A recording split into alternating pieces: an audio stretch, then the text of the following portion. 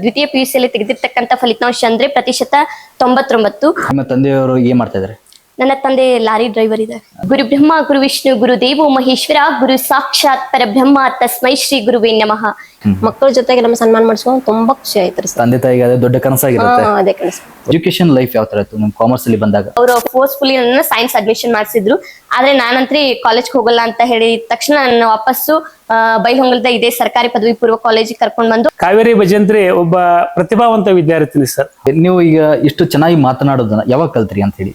Science ಮಾಡಿಸಿ ನಾವು BS nursing ಆಗ್ಲಿ ಇಂಜಿನಿಯರಿಂಗ್ ಆಗ್ಲಿ ದೊಡ್ಡ ಕೋರ್ಸ್ ಕಲಿಸ್ಬೇಕು ಅನ್ನೋದೊಂದು ಆಸೆ ಇತ್ರಿ. ಗುರ್ತಿಸ್ಬಿಟ್ಟು ನಿನ್ನಲ್ಲಿ ಮಾತನಾಡ್ತಕ್ಕಂಥ ಶೈಲಿ ಇದೆ ಅಂತ ಹೇಳಿ ತಿಳ್ಕೊಂಡು ಸೆಕೆಂಡ್ PUC ನಲ್ಲಿ ನನ್ನನ್ನ ರಾಜ್ಯ ಮಟ್ಟದವರೆಗೂ ಕರ್ಕೊಂಡು ಹೋಗಿ ಬಂದಿದ್ದಾರೆ. ಓಕೆ, ಅಂದ್ರೆ ಕನ್ನಡ ಪದ ಬಳಕೆ ಅಂತ ಹೇಳ್ತೀವಲ್ಲ, ಅದು ತುಂಬಾ ಕಷ್ಟಕರವಾದಂತ ವಿಷಯ. ಗೌರ್ಮೆಂಟ್ ಕಾಲೇಜ್ ಅಲ್ಲ, ನಾನು ಇಲ್ಲಿವರೆಗೂ ಗೌರ್ಮೆಂಟ್ ಕಲ್ತಿದ್ದೀನಿ. ಗೌರ್ಮೆಂಟ್ ಕಾಲೇಜ್ ಅಂದ್ರೆ ಏನೋ ಸ್ವಲ್ಪ ಹಿಂಜರಿಕೆ ಅನಿಸ್ತಾ ಇತ್ತು ನನಗೆ. ನಮ್ಮ ಕಾಲೇಜಿನಿಂದ ರಾಜ್ಯಕ್ಕೆ ರ್ಯಾಂಕ್ ಬಂದೇ ಬರ್ತಾಳೆ ಅಂತಕ್ಕಂಥದ್ದು ನಮ್ದು ಒಂದಿತ್ತು ಸರ್. ಒಂದು ರಾಜ್ಯಕ್ಕೆ 3ನೇ ಸ್ಥಾನವನ್ನು ಪಡೆದು ಒಂದು ನಮ್ಮ ಕಾಲೇಜಿಗೆ ಹಾಗೂ ನಮ್ಮ ಬೈಲಹೊಂಗಲ ನಾಡಿಗೆ ಒಂದು ಹೆಮ್ಮೆಯನ್ನು ತಂದು ಕೊಟ್ಟಿದ್ದಾಳೆ. ಕಾಲ್ ಮಾಡಿ ಕೇಳ್ತಾ ಇದ್ರು ಇನ್ನೊಂದು ಸ್ವಲ್ಪರಲ್ಲಿ ರಿಸಲ್ಟ್ ಬರೋದಿದೆ, ಏನಾಗುತ್ತೋ ಅಂತ ಕೇಳಿದ ತಕ್ಷಣ ನಂದು ಸ್ಟಾರ್ಟಿಂಗ್ ರಿಸಲ್ಟ್ ಬಂದಿರ್ತಕ್ಕಂಥದ್ದು ನಂದು 590. ಬೆಳಗಾವಿ ಸುವರ್ಣ ಸೌಧರಲ್ಲಿ ಕರೆದ್ ನಮ್ಮನ್ನ ಸನ್ಮಾನ ಮಾಡಿದ್ರು.